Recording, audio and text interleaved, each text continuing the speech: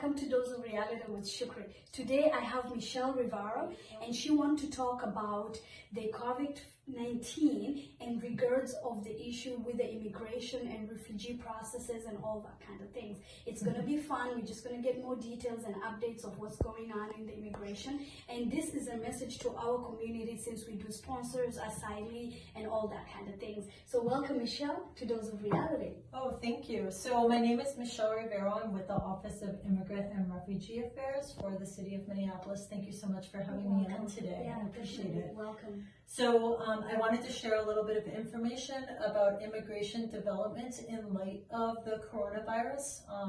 Some people don't know that the immigration agencies, including Immigration Court, Office of Customs and Border Protection, U.S. Citizenship and Immigration Services have changed some of their procedures in light of concerns around spread of the COVID-19 virus. So one of the things that I want to make sure people know is that the Office of Immigrant and Refugee Affairs has a web page, and all you need to do is go on any search engine and just type in OIRA Minneapolis, and you can find our webpage. It has information regarding immigration developments, and I'll talk about a few of them right here, if that's okay. Definitely. So the Immigration Court has suspended non-detained hearings. So if people are in immigration court, have an immigration court hearing between now and April 1st, your hearing will not take place. That's for non-detained hearings. And if people want to get more information about when their case is rescheduled to, they can call the Immigration Court 1-800 number, which is 1-800-898-7180. Cases are continued until April 1st, and then we'll see, depending on what the health situation is, the Immigration Court may make a decision to postpone hearings even further.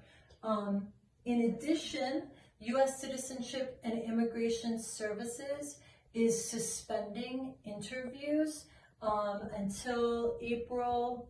I want to make sure that I have the right day. I believe it's April 10th. And so interviews that people may have at USCIS, including citizenship interviews, permanent resident interviews. If you're supposed to go to USCIS for an interview anytime between now and April 10th, please know that your interview date will be rescheduled. And information is available on the USCIS webpage about changes there, and also on the Office of Immigrant and Refugee Affairs webpage. Just a quick question on that. Will this be international, since we have embassies out of the country, such as Kenya, Somalia, and other countries that have embassies? All the interviews will not be going. So U.S. Citizenship and Immigration Services has offices here in the United States. What I'm talking about is actually interviews that are happening here in the United States. There are separate restrictions in place for people who have interviews outside of the United States. Actually, it's important to know that the consular offices and U.S. embassies abroad are also suspending services. Okay.